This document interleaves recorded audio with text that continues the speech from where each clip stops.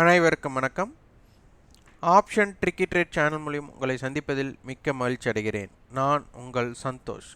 நான் செபியில் பதிவு பெற்ற பங்கு ஆலோசகர் கிடையாது. இது பயிற்சிக்கான வீடியோ. எந்த பரிந்துரையும் நாம் வழங்குவது இல்லை. நம்ம எட்ஜ் ஹெட்ஜ்னு என்ன, பேர் ஹெட்ஜ்னு என்ன அப்படின்னு நம்மளே ஒரு பெயர் கொடுத்துருந்தோம். அது ஸ்ட்ராடல் ஸ்ட்ராங்கல் அடிப்படையில் நம்ம கொடுத்தது. அப்போது இது ஆப்ஷன் அட்டவணையில் எப்படி பார்ப்பது, இதனை எப்படி தெரிந்து கொள்வது, இது எப்படி கணக்கிடுவது அனைத்துமே நம்ம பதிவுகள் கொடுத்துருக்குறோம். மீண்டும் மீண்டும் சப்போர்ட் அண்ட் ரெசிஸ்டன்ஸை கணக்கிடுவது எப்படி, அது மாதிரி ஸ்ட்ராடல் ஸ்ட்ராங்கல் அட்டவணை எப்படி பார்ப்பது, இதெல்லாம் கேட்டுகிட்டே இருக்கிறீங்க. இது ஒன்றும் இல்லை, நம்மளோட யூடியூப் சேனல்லையே இந்த பிளேலிஸ்ட் அப்படின்னு இருக்கும். இந்த பிளேலிஸ்ட்டை நீங்கள் கிளிக் பண்ணிங்கன்னா அதில் எல்லா டாப்பிக்லேயுமே நம்ம கொடுத்துருக்குறோம். பார்த்திங்கன்னா ஆப்ஷனை பற்றி யாரும் சொல்லாத ரகசியம், ஆப்ஷன் பேசிக்ஸ் எல்லாமே நம்ம கொடுத்துருக்குறோம். அதுலேயே உங்களுக்கு ஆப்ஷனுடைய அட்டவணை எப்படி பார்க்கணும், பேர் ஹெட்ஜ்னு என்ன, கிரீக்ஸ்னு என்ன, அனைத்துமே இதில் உள்ளடக்கமாக உள்ளது. அதனால் இதனை பார்த்து நீங்கள் தெரிந்து கொள்ளலாம். அதனால் பிளேலிஸ்ட்டை எப்படி பார்ப்பது அப்படிங்கிறதையும் நம்ம சொல்லியாச்சு. அதனால் சப்போர்ட் அண்ட் ரெசிஸ்டன்ஸை நீங்கள் கணக்கிடுவது எப்படி அப்படிங்கிறதையும் இதில் இருக்கிறது. இதனை பார்த்து தெரிந்து கொள்ளுங்கள். இன்றைக்கி ஜூன் 14ஆம் தேதி எட்ஜெக்ஸ் நிஃப்டி பார்த்திங்கன்னா 18,830 வர்த்தகம் ஆயிட்டிருக்கு. இது ஃபியூச்சர், இது ஸ்பாட் கிடையாது, ஃபியூச்சர், ஜூன் ஃபியூச்சர். நேரம் 7:18. இப்போது இந்த தம்ப்நெயிலில் பார்த்துருந்தா உங்களுக்கு தெரிஞ்சிருக்கும் ஆப்ஷன் டேபிள் இம்பேக்ட். இப்போ பேங்க் நிஃப்டியோட ஹெட்ஜ் முறை பார்த்திங்கன்னா ஒரு டிராஃபிக் ஜாமாக இருக்குது. அது என்ன அப்படிங்கிறதை பார்க்கலாம்.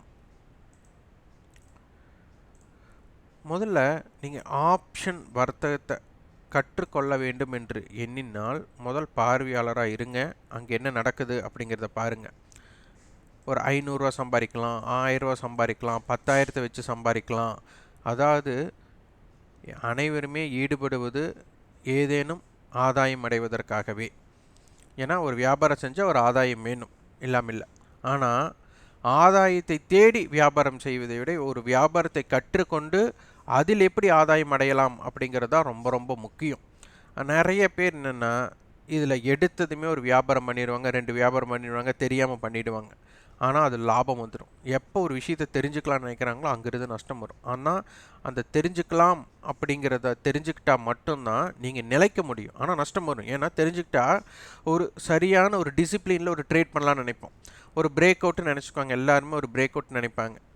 இந்த பிரேக் அவுட் ஆகிற இடத்துல மேலேயும் போகலாம், இல்லை கீழேயும் வரலாம். ஒரு ப்ராபபிலிட்டி ஆஃப் சான்சஸ் என்ன நடக்குதுன்னு பார்த்து தெரிஞ்சிட்டா தான் முடியும். அப்போ இது பிரேக் அவுட் ஆனதுக்கப்புறம் தான் பை பண்ணுவாங்க மேலே. ஆனால் என்ன ஆகும், அது மேலே போயிட்டு உடனே கீழே வந்துடும். அதேமாரி கீழே பிரேக் அவுட் ஆனதுக்கப்புறம் தான் செல் அடிக்கலாம்னு நினைப்பாங்க. அது என்ன ஆகும்னா பிரேக் அவுட் ஆகிட்டு மேலே வந்துடும். அப்போ இதற்கு காரணம் என்ன? அப்போ இது பிரேக் அவுட் ஆச்சுன்னா ஒன் சைடு மார்க்கெட்டாக இருக்கும் அப்படிங்கிறது அனைவரோட எண்ணம். இல்லை, இது பிரேக் அவுட் ஆகலைன்னா இதற்குள் இருக்கிற வர ஒரு எல்லைக்குட்பட்டு இருக்கிற வர மார்க்கெட் ஒரு சைடுவே. அப்போது இந்த சைடுவே மார்க்கெட் எப்படி இருக்குது, ஒன் சைடு மார்க்கெட் எப்படி இருக்குங்கிற வித்தியாசத்தை தெரிந்து கொண்டால் மட்டுமே இந்த பிரேக் அவுட் ஸ்ட்ராட்டஜியை நீங்கள் பின்பற்ற முடியும்.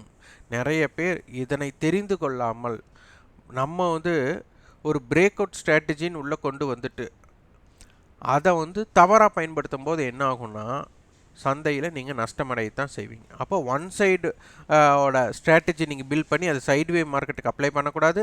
சைட்வே மார்க்கெட்டுக்குன்னு க்ரியேட் பண்ண ஸ்ட்ராட்டஜியை ஒன் சைடு மார்க்கெட்டுக்கு அப்ளை பண்ணக்கூடாது. இங்கே என்னன்னா எல்லாரும் ஒரே அதாவது எந்த மார்க்கெட்டாக இருந்தாலும் ஒரே ஸ்ட்ராட்டஜியை பில்ட் பண்ணுவாங்க, ஒரே ஸ்ட்ராட்டஜியை அப்ளை பண்ணுவாங்க. அப்போ என்ன ஆகும்னா சைட்வே மார்க்கெட்டுக்குள்ளே போய் ஒன் சைடு மார்க்கெட்டோட இம்பேக்டை நீங்கள் கொடுக்கும்போது என்ன ஆகும், அது லாஸில் தான் முடியும்.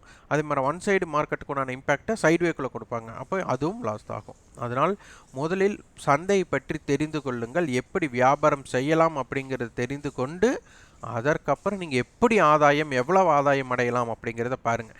நிறைய பேர் தினமும் 500 எடுக்கலாமா, 1000 எடுக்கலாமா அப்படின்ட்டே உள்ளே வருவாங்க. அப்போ 2 நாளைக்கு ஒரு 500 ரூபா எடுத்ததுமே 1000 ரூபா கிடச்சாச்சு. அடுத்த நாள் என்ன பண்ணுவாங்கன்னா ஒரு 2000 விட்டுருவாங்க. அப்புறம் அதை துரத்திட்டு போடுவாங்க. அப்போது கடைசியில் வியாபாரம் பண்ணி மாதத்தின் இறுதியில் நம்மக்கிட்ட பார்த்திங்கன்னா ஒரு மாதம் நம்ம எவ்வளோ கடினப்பட்டு உழைத்தோமோ அதற்குண்டான ஆதாயம் நம்ம அடைய மாட்டோம். மன உளைச்சல் மட்டுமே அடைவோம். அதற்கு காரணம் இதனை பற்றி தெரிதல் புரிதல் இல்லாமல். பங்கு சந்தை அனைவரும் விரும்ப காரணம் என்னன்னா, என்ன ஏறினாலும் இறங்கிடுவான், என்ன இறங்கினாலும் திருப்பி ஏறிடுவான். இதற்காகத்தான் அப்போ சந்தையே அனைவரும் விரும்புகிறாங்க. அப்போ இதில் பை மற்றும் செல் ரெண்டுமே இருக்குது. அப்போது இந்த ஆப்ஷன் வியாபாரம் அப்படிங்கிறது வந்து ஒரு முதலீட்டாளர், அதாவது கேபிட்டல், உங்களுக்கு இழக்கக்கூடாது அப்படிங்கிறதுக்காகவும் ஒரு நட்டத்தை தடுப்பதற்காகவும் தான் இதற்கு ஆப்ஷன் அப்படிங்கிறது வந்தது. அப்போ அதனோட ப்ரீமியத்தை அவங்க செல் அடிக்கிறதுக்காக பயன்படுத்துகிறாங்க. அப்போ இந்த செல் அடிக்கிறது தான் 80%, 20% தான் பையருக்கு உண்டானது. ஏன்னா இது கொண்டு வரப்பட்டதின் நோக்கமே ஹெட்ஜ் பண்ணுவதற்காக.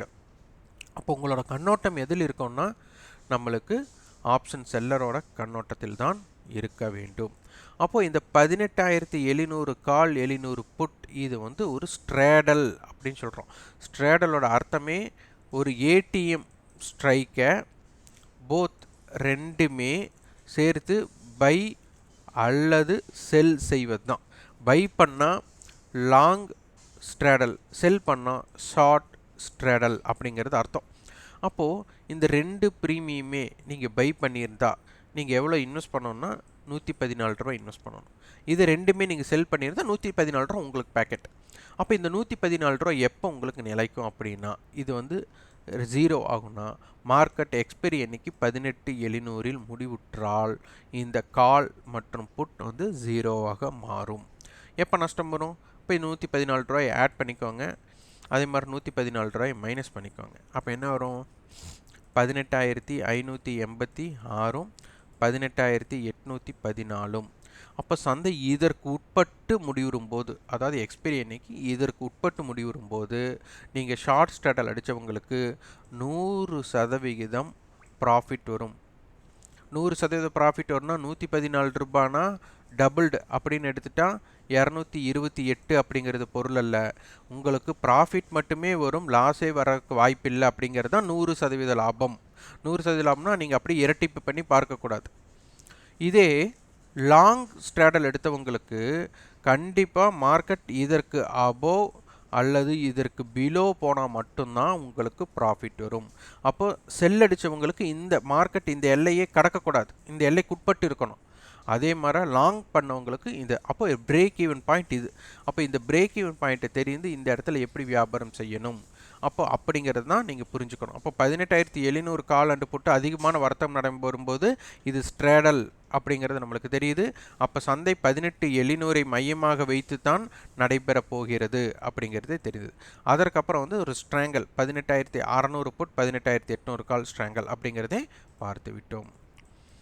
அதற்கப்புறம் இங்கே பார்த்தீங்கன்னா நிஃப்டிக்கு ஸ்பாட்டுக்கும், அதாவது ஸ்பாட்டுக்கும் ஃப்யூச்சருக்கும் உண்டானது வந்துட்டு டிஃப்ரெண்ட். ஸ்பாட்டை விட ஃப்யூச்சர் அதிகமாக இருந்தால் ப்ரீமியம், இது கால் ஆப்ஷன் கட்ட டைம் வேல்யூ இருக்குதுன்னு அர்த்தம். அப்போது இது மார்க்கெட்டை வந்து ஏறுமுகத்துக்கு வந்து ஒரு ஆதாயமாக இருக்குது.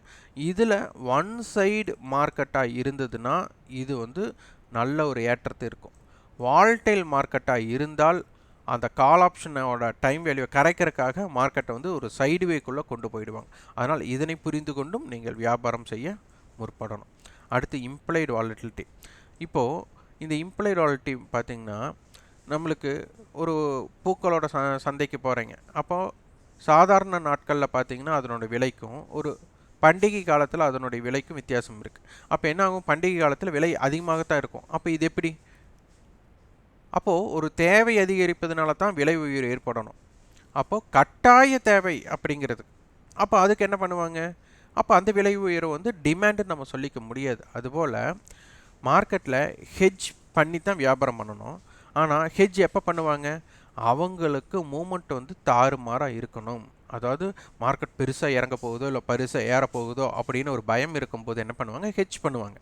ஆனால் மார்க்கெட் மூமெண்ட்டே இல்லாத போது, ஒரு பயமே இல்லாத போது அது எதுக்கு ஹெட்ஜ் பண்ணணும்?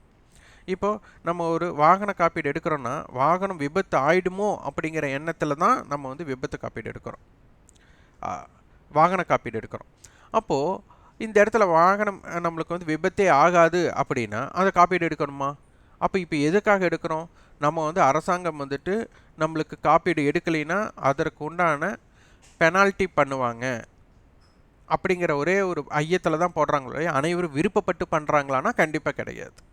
அப்போ அதுபோல் மார்க்கெட்டில் வந்து நான் பயந்துட்டு நான் ஹெட்ஜ் பண்ணணும்னு விருப்பப்பட்டால் எனக்கு மார்க்கெட் வந்து பெரிய ரேஞ்ச் எக்ஸ்பேன்ஷன் நடக்கணும். அப்போ அந்த எக்ஸ்பேன்ஷன் கம்மியாக இருக்கிறதுக்கு வாய்ப்பு இருக்குங்காட்டி அப்போ அவங்க ஹெட்ஜ் பண்ண மாட்டாங்க. அப்போது இம்ப்ளைடு வாலட்டிலிட்டி பார்த்திங்கன்னா இந்த குறைவாக இருக்கும்போது ஹெட்ஜ் அப்படிங்கிறது அதிகமாக இருக்காது. அப்போ ஹெட்ஜ் எப்போல்லாம் அதிகமாக பண்ணுறாங்களோ அப்போ வாலட்டிலிட்டி ஜாஸ்தியாக இருக்கும். அப்போ இந்த இடத்துல லோயர் வேல்யூம் அப்படிங்கிறது பொருள். லோயர் வேல்யூமில் மிகப்பெரிய பிரேக் அவுட்ஸை கொடுக்கக்கூடிய வாய்ப்பு 80% இல்லை அப்படிங்கிறது தான் புரிந்து கொள்ளணும். அப்போது சந்தையோட எல்லை 18,656 டு 18,770, வைட் ரேஞ்ச் 18,586 டு 18,814 இருக்கும். இப்போது நிஃப்டிக்கு ஸ்ட்ராடல் அஞ்சிருச்சு. ஆனால் பேங்க் நிஃப்டியை பொறுத்தவரை பார்த்திங்கன்னா 44,000 கால் அண்டு புட் ஒரு ஸ்ட்ராடல், 44,100 கால் அண்ட் 100 புட் ஒரு ஸ்ட்ராடல், அதே மாதிரி ஒரு ஸ்ட்ராங்கல் 43,900 டு 44,200, அதற்கப்புறம் 44,200 டு 44,300. அப்போது அருகாமையிலேயே இப்போ நீங்கள் ஒரு வாகனத்தை ஓட்டிகிட்டு போயிட்டுருக்கீங்க, ஒரு ஒரு 10 மீட்டருக்கு ஒருக்க ஒரு ஸ்பீட் பிரேக்கர் இருந்தால் நீங்கள் வேகமாக போக முடியுமா? அப்போ அதுபோல் இந்த மாதிரி ஸ்பீட் பிரேக்கர்ஸ் நிறைய இருக்கக்கூடாது. அப்போ இது வந்து பேங்க் நிஃப்டியில் இந்த ஸ்பீட் பிரேக்கர்ஸ் இருக்கிறது வந்துட்டு ஒரு சின்ன ஒரு மூமெண்ட்டு கொடுக்கும், அங்கேயே ஸ்டாப் ஆகும், சின்ன மூமெண்ட்டு கொடுக்கும், அங்கேயே ஸ்டாப் ஆகும். அப்போ இந்த மாதிரி ஒரு டிராஃபிக் ஜாமான இடத்துல வந்துட்டு நம்மளோட வியாபாரத்தை செய்வதை தவிர்ப்பது நல்லதாக இருக்கும். இதில் இம்ப்ளிமெண்ட்டி கொஞ்சம் நிஃப்டியோட கம்பேர் பண்ணும்போது அதிகமாக இருக்கிறது. பேங்க் நிஃப்டியோட குறிகளை 43,894 டு 44,248, வைட் ரேஞ்ச் 43,646 டு 44,354 இருக்கும். முதலில் நாம் சந்தையை பற்றி புரிந்து கொண்டு வியாபாரம் செய்ய முற்பட வேண்டும்.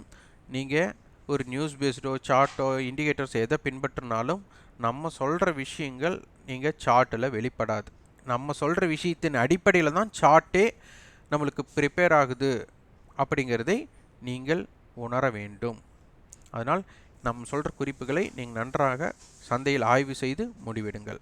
இந்த வீடியோ உங்களுக்கு பயனுள்ளதாக இருந்தால் லைக் பண்ணுங்கள், ஷேர் பண்ணுங்கள், சப்ஸ்கிரைப் பண்ணுங்கள். கண்டிப்பாக உங்களுக்கு ஃபீட்பேக்கை கமெண்ட் பாக்ஸில் பதிவு பண்ணுங்கள். நம்ம ஜூன் 15 வந்துட்டு நம்மளுக்கு ஒரு ஆன்லைன் வகுப்பு ஸ்டாக் ஆப்ஷன் செலெக்ஷனில் ப்ரீ ஓப்பன் இம்பேக்டை வச்சு நம்ம 9:15 9:30 மட்டும் ஒரு வியாபாரம். ஏன் அப்படின்னு சொல்கிறேன்னா இந்த இடத்துல தான் தாறுமாறாக ஒரு ஏற்றமோ இல்லை ஒரு இறக்கமோ ஏற்படும். அப்போ அந்த இடத்துல நீங்கள் வியாபாரம் செஞ்சீங்கன்னா உங்களுக்கு வினாடி கணக்கில் உங்களால் ஒரு லாபமோ அல்லது நஷ்டமோ ஏற்பட வாய்ப்பு இருக்குது. அப்போ இதனை நட்டத்தை தவிர்த்து எப்படி லாபமாக மாற்றலாம் அப்படிங்கிறத என்னென்ன இம்பேக்ட் இருக்குது அப்படிங்கிறதை நம்ம கற்றுத்தருவதுதான் இந்த வகுப்பின் நோக்கமே. விருப்பமுள்ளவர்கள் 9842610908 என்ற வாட்ஸ்அப்பிற்கு தொடர்பு கொண்டு அதனை பற்றி தகவலும் உங்களுடைய விருப்பத்தையும் பெற்றுக்கொள்ளலாம். மிக முக்கியமாக எங்களிடம் இணைந்தால் வெற்றி பெற்று விடலாம் அப்படிங்கிற எண்ணத்தில் நீங்கள் இணைய வேண்டாம். ஏனென்றால் உங்களுடைய ஈடுபாடும் உங்களுடைய முடிவெடுக்கும் திறன் அடிப்படையில் மட்டுமே நீங்கள் வெற்றியை உண்டாக்க முடியும் தவிர எங்களால் அல்ல. நன்றி, வணக்கம்.